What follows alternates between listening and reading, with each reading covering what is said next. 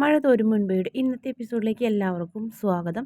അങ്ങനെ മനുവിനോട് അലീന വിഷമത്തോടെ പറയുന്നത്, ഞാൻ കണ്ണു തുറന്ന് നോക്കുമ്പോൾ മനുവേട്ടൻ കസേരയിൽ കൂഞ്ഞു കൂടി ഇരുന്ന് കൊതുകടി കൊള്ളണു. എനിക്കത് സഹിക്കാൻ പറ്റിയില്ല കണ്ടപ്പോൾ. ഞാൻ കാരണമല്ലേ മനുവേട്ടൻ അങ്ങനെയൊക്കെ പറ്റിയത്. മാത്രമല്ല എനിക്കും ഇങ്ങനെ കാത്തിരിക്കാൻ ഒരാളുണ്ടായല്ലോ എന്നുള്ളൊരു സന്തോഷം, എന്നെ സഹായിക്കാനും എൻ്റെ ജീവിതത്തിൽ ഒരാളുണ്ടല്ലോ എന്നുള്ളൊരു സന്തോഷം എനിക്കുണ്ടായി എന്ന് പറഞ്ഞപ്പോൾ, അങ്ങനെ നീ എന്നെ അത്ര ആത്മാർത്ഥതയോടെയാണ് കാണണമെന്നുണ്ടെങ്കിൽ നീ എന്തിനാ പോലീസുകാരോട് പറഞ്ഞ കള്ളം പോലീസുകാരോട് കള്ളം പറഞ്ഞത്?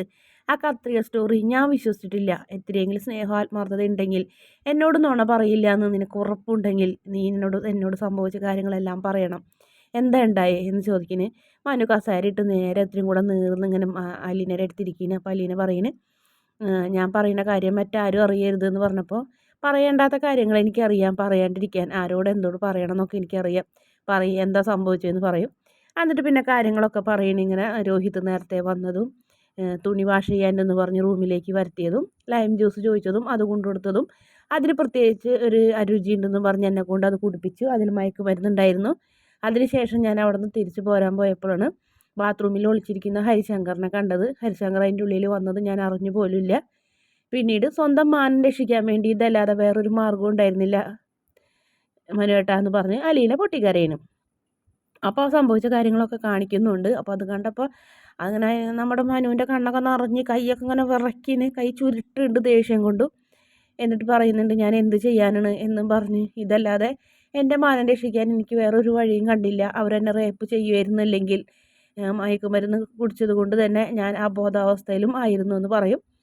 അങ്ങനെ നമ്മുടെ മനു പെട്ടെന്ന് എഴുന്നേറ്റും കഴിഞ്ഞിട്ട് പുറത്തേക്ക് പോകുന്നു, അലീനോട് ഒന്നും പോലും മിണ്ടാതെ.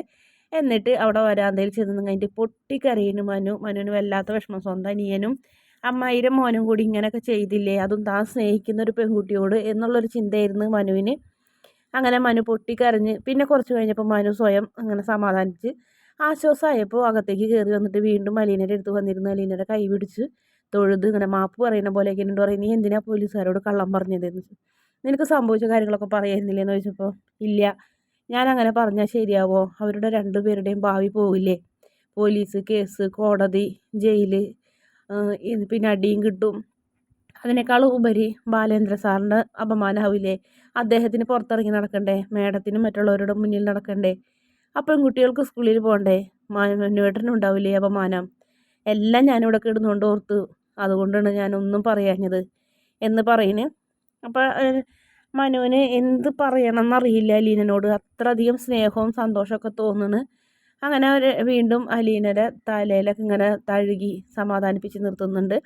അതിനുശേഷം വീണ്ടും കാണിക്കുന്നത് ബാലചന്ദ്രൻ ഓഫീസിലേക്കും അതുപോലെ തന്നെ ഹോസ്പിറ്റലിലേക്ക് പോകാൻ വേണ്ടി ഇറങ്ങണ്.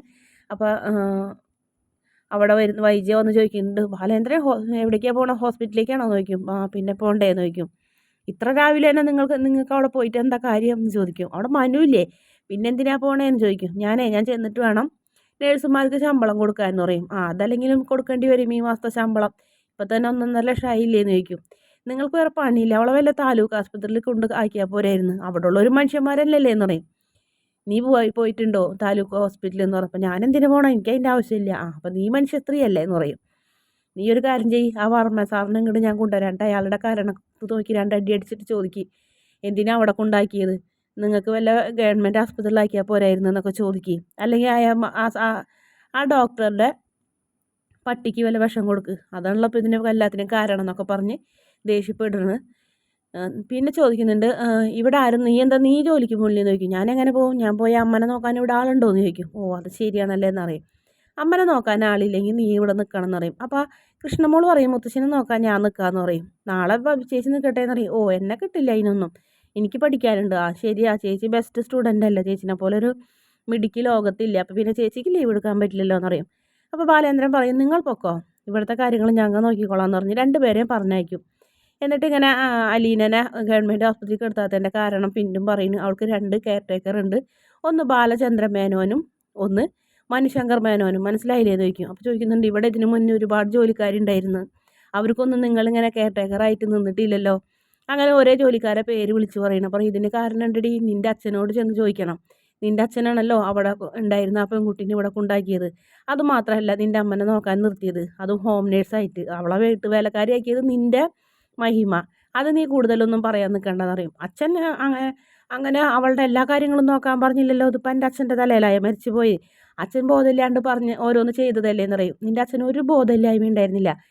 തിരുവനന്തപുരത്ത് പോയി കഴിഞ്ഞിട്ട് അലീനനെ ഇങ്ങോട്ട് കൊണ്ടുവരണം എന്നുണ്ടെങ്കിൽ നിൻ്റെ അച്ഛന് നല്ല വ്യക്തമായിട്ട് എന്തൊക്കെയോ ഉദ്ദേശങ്ങൾ ഉണ്ടായിട്ടുണ്ട്. നിൻ്റെ അച്ഛൻ മരിക്കണേൻ്റെ തലേൻ്റെ ദിവസം മാത്രമേ ബോധം ഓർമ്മയൊന്നും ഇല്ലാണ്ടിരുന്നിട്ടുള്ളൂ. അതേപ്പറ്റി നീയൊന്നും പറയൊന്നും വേണ്ടാന്ന് പറയും. അപ്പോൾ ഇങ്ങനെ വൈജയന്തിക്ക് വീണ്ടും ദേഷ്യം വരുന്നു. അപ്പോൾ എൻ്റെ അച്ഛനാണോ കുറ്റക്കാരെന്ന് പറയും. അല്ല, നീയാണ് കുറ്റക്കാരി. നീ എന്തിനാ വൈജയ് ജീവിക്കുന്നത്? നിനക്ക് വേണ്ടെങ്കിലും നിനക്കൊന്ന് ജീവിച്ചൂടെ എന്ന് ചോദിക്കുന്നു. അപ്പോൾ ഇങ്ങനെ ഷോക്കേറ്റ പോലെ ആയൊന്നും ഇങ്ങനെ നിൽക്കുന്നുണ്ട് നമ്മുടെ ബാലേന്ദ്രൻ. അങ്ങനെ പുറത്തേക്ക് പോകും. അപ്പോൾ ബാലേന്ദ്രൻ്റെ വായിൽ നിന്ന് അങ്ങനെ ഒരു വാക്ക്, സ്വന്തമായിട്ട് നിനക്ക് വേണ്ടി ജീവിച്ചൂടെ, ഒരാളെ സഹായിക്കില്ല, അങ്ങനത്തെ ഒരു മനസ്സുമില്ല, അങ്ങനത്തെ ഒരു നീ എന്തിനാ ജീവിക്കണേന്ന് ഇങ്ങനെ ചോദിച്ചപ്പോൾ വൈജയന്തി ഇങ്ങനെ ആകെ ഞെട്ടാണ്. ബാലേന്ദ്രൻ അതിന് ശേഷം കണ്ണാടയൊക്കെ എടുത്ത് വെച്ച് നല്ല മാസോടുകൂടി തന്നെ മാസോടുകൂടി തന്നെ ഇങ്ങനെ ഇറങ്ങിപ്പോകണ്. അത് കണ്ടിങ്ങനെ ഞെട്ടി നിൽക്കുന്ന വൈജയെ കാണിച്ചുകൊണ്ടാണ് ഇന്നത്തെ എപ്പിസോഡിൻ്റെ അവസാന ഭാഗം. ഈ വീഡിയോ ഇഷ്ടപ്പെടുകയാണെങ്കിൽ ഈ ചാനലൊന്ന് സബ്സ്ക്രൈബ് ചെയ്ത് സപ്പോർട്ട് ചെയ്യണേ.